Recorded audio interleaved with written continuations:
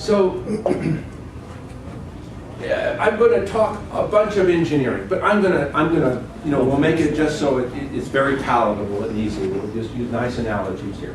So here's the Earth, and here's the ionosphere up 200 miles. And the way it works is that the sun shines down, and the charged particles from the sun come and they ionize the air up there. Now you have to know the air pressure up there is zippity-doo-dah.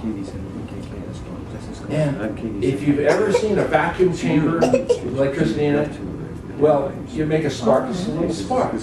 But as you pump it down and you take the air out of it and you get 1% of the air or 1/10% of the air, then what they call the mean free path, when a charged particle goes through the air, it goes 100 or 1,000 times farther because there's not much air in there.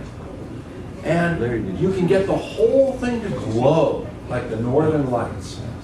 And when the ionosphere is all charged up here, when you launch a radio wave, it causes current to flow in these charged particles because and it's sort of like skipping a rock on the water. If you just go like that, it goes in the lake. But if you do it just right, it bounces off the lake. And if you launch your signal at a small angle, that means close to the ground, then it bounces and most of your signal goes on its way. Now, it's a function of frequency, okay? And if you get to too high a frequency, it doesn't bounce. So, typically over 30 megahertz. Okay? I mean, these are rough, crude figures.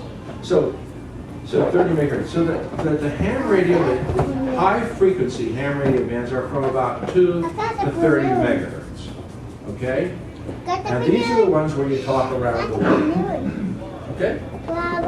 And what they did, you know that in the early days of ham radio, no one used these frequencies. They didn't. They only used ground wave, and the lower the frequency, the better, because it was a function of wavelength. And so at low frequencies, it was only a few wavelengths to get someplace instead of a lot, so you didn't get as much attenuation. And so they could put a signal, a big giant, 100,000 watt station in Manila and hear it in San Francisco or something like that, or across the country. But they were very low frequency, 100 kilohertz, way below the AM broadcast, very low frequencies. And no one had any idea that this even worked. Well, the hams would cut the bottoms off the tubes because the Bakelite they used in those days completely soaked up the signal that went through them, just ate it up. And they'd saw off the bottom of the tubes and just hold them up there and run wires to them. They kept them going higher and higher frequencies.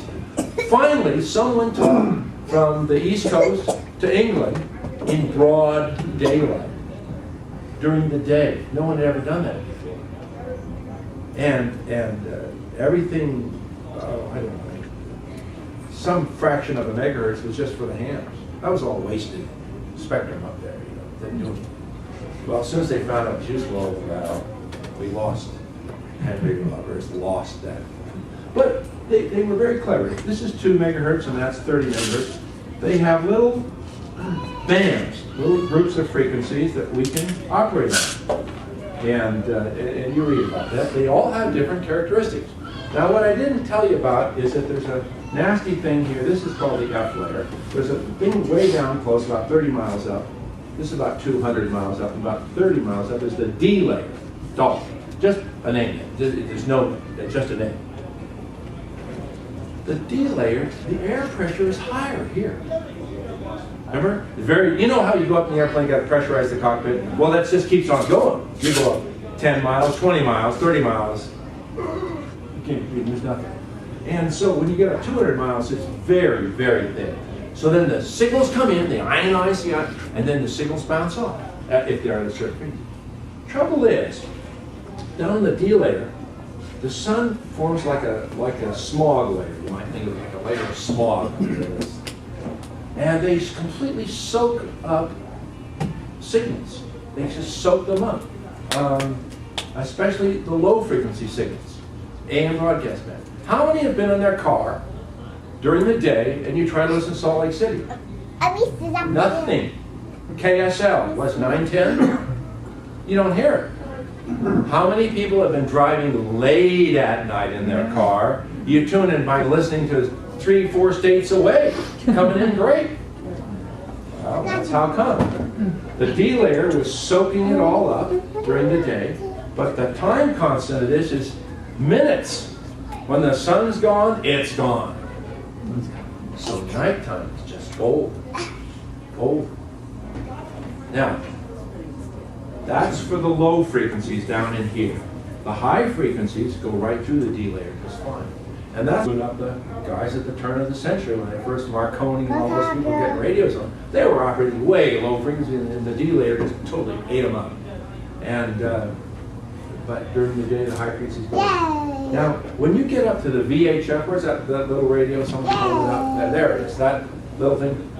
Those are so high that those signals go right through the ionosphere. They never bounce. And it's line of sight. It's just like the way we see. And it bends a little bit, but you know, not much. Well, the nice thing about those is that the antennas are very efficient. If you put 5 watts in that radio, 5 watts of signal will go out. But that old car I was showing you, that sedan, we put that. The frequency that I used to run on here was 3.995 megahertz. 3995. And at that frequency, now, okay, symphony. Oh, there's a symphony tonight, by the way. But the bass fiddle. You know how long it is, right? How big it is? And then there's the violin. Low frequency, long strings. High frequency, short strings. The piccolo, little thing. The bassoon. Okay. Same way with radio waves, electricity and radio waves. Low frequency, big antenna. High frequency, little antenna. That antenna right there, sticking right there, that's an efficient radio. That works well. This one on a car is supposed to be 67 feet high. Yeah, that doesn't work. Too much drag. So the guys found out that if they took a coil of wire like this and put it in the middle of the antenna, that made the transmitter think it was 67 feet tall. But there's only one thing that isn't that. It's only about 5 or 10% efficient. Maybe 20. I mean, it's not very efficient. So it works pretty well, but not wonderful. So anyhow, that's just a little bit about ham radio. Where you get the talk is what frequency you're on, what time of day. It's kind of, you know, fishing wouldn't be any fun if you always knew exactly when they were going to bite and when they weren't. You know, I mean, that wouldn't be much fun. I think what makes fishing fun is that you don't know what's going to happen, and sometimes you're surprised. And ham radio is a little like that. Not only does it depend on the time of day and the frequency, it depends on the season, the 11-year sunspot cycle, and it depends on what the sun was doing yesterday. So it really is pot luck. I mean, you just don't know what's going to happen next, and sometimes you get surprised. And so now this is for talking long distances. You can have a radio in the car. Now, for little handheld radios, people on top of the mountains around here, top of Slide Mountain, they put repeaters up there. So you talk on one frequency, your little signal from down here in Reno goes up to top of Slide Mountain, and then it gets broadcast out a long, long way. And they are changed the repeaters all up and down the West Coast. You can key up repeaters now. Aren't they linked to California? Oh, yeah. Yeah, sure. Okay. So you can talk on repeaters. If you're in a car and going down I-5 in California, you can stay in contact with anybody here in Reno. You know, so there's a whole network. And the advantage is that you can do that with a little tiny radio like that. Yeah, right. You can do it with a little tiny radio. Yeah. Always better to have an antenna on top of the car. Little magnetic antenna you can put right in the roof, you know, or punch a hole through it.